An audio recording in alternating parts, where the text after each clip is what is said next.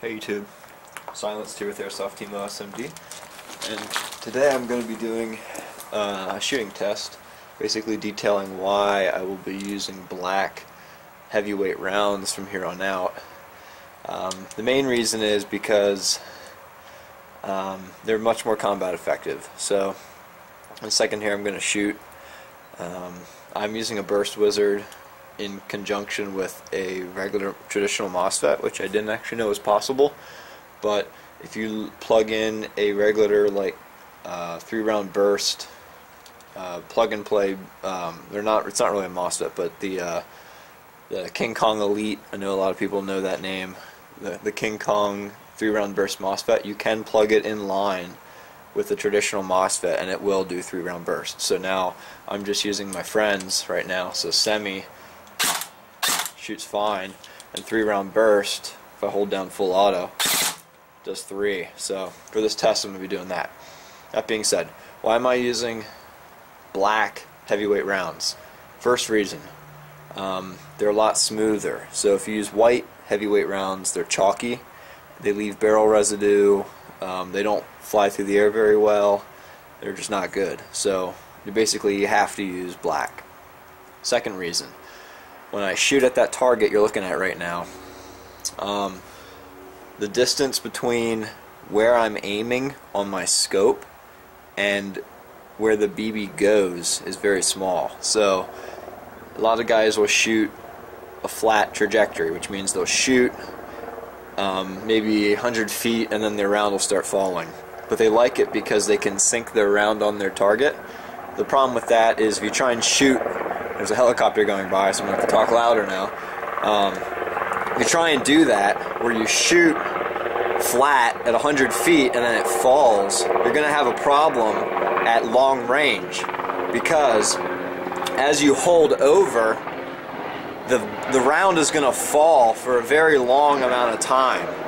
The distance from where it reaches its maximum height to where it falls is very large. Which means that at range you don't really know where to aim. Essentially you just have your BB falling out of the sky. That's not what you want.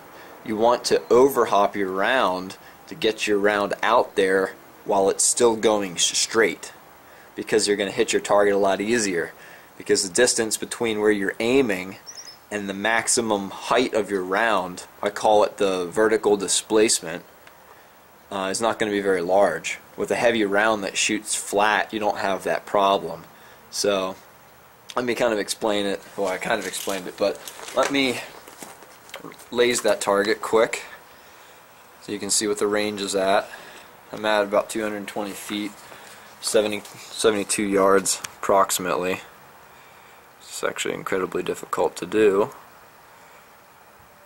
There's the target. There it is, 73. People do not realize how hard it is to do this on camera. It's 72 yards, so I got 173 and 172, 171. So it's about 220 feet. You can see there's quite a bit of wind. I pretty much know where my zero is at this range, but because of the heavy rounds in an R-hop, I can shoot flat and my round isn't flying very high before it hits the target. So it's hard to explain, but I don't have a very large margin for error. So when I'm looking through my scope, it's a lot smaller distance between the maximum and minimum points, if that makes any sense. If you overhop like a .28, I can still hit that range, but the BB, when it's flying through the air, it goes very high and then it falls down. The problem is all the distances between here and there, I don't know how low to aim to hit the target. So when you use so I'd have to shoot a lot of rounds to figure out where I'm actually hitting and then hit the target. Whereas if I'm using this heavy round, as you'll see, even in this heavy wind, I'll be able to hit my target pretty effectively, quickly, and I won't have to judge distance so much. So enough babbling.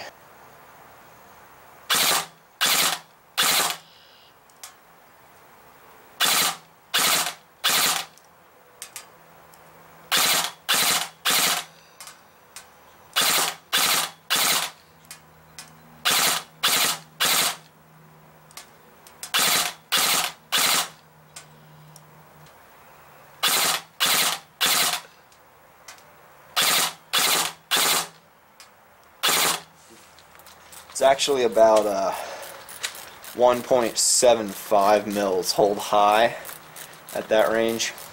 I was having a little bit of trouble finding my zero. It's getting dark. You can't really tell in the camera because my camera is actually exceptionally good in low light.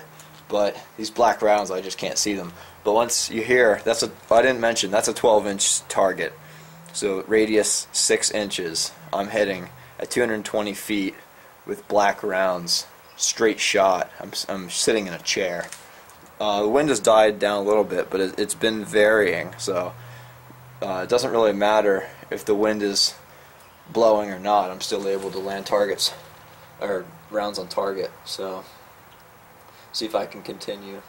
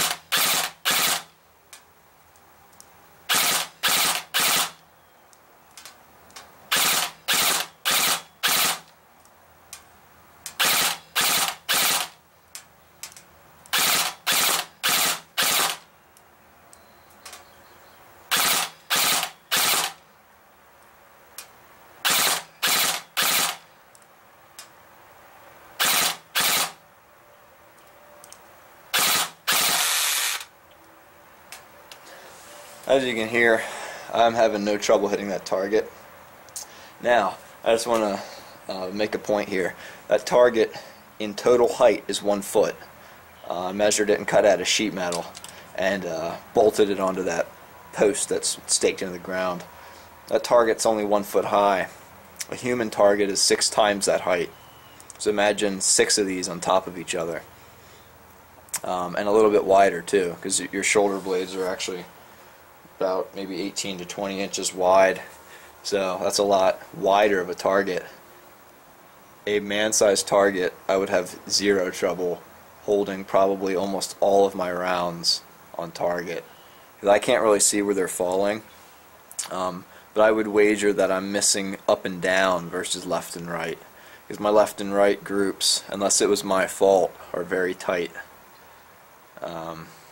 And my point is, even when my target's height is only 1 foot, I can still land multiple shots on target with rounds I can't even really see. So when I run around a corner, see a target out there, even if it's just his head, and I pull up, even in wind, my rounds are going to be pretty close to where I want them to be. And that right there is why I will be using black .36s, because I'm going to pull up when I see a guy and shoot a 3-round burst or more, and he's not going to see him coming, and they're going to be on their mark. And it's just as simple as that. So hopefully you guys found this interesting, useful, something. And if you have any questions, just ask in the comment section below, and I'd be happy to answer them. This is Silence from Airsoft Team OSMD. Take it easy, guys.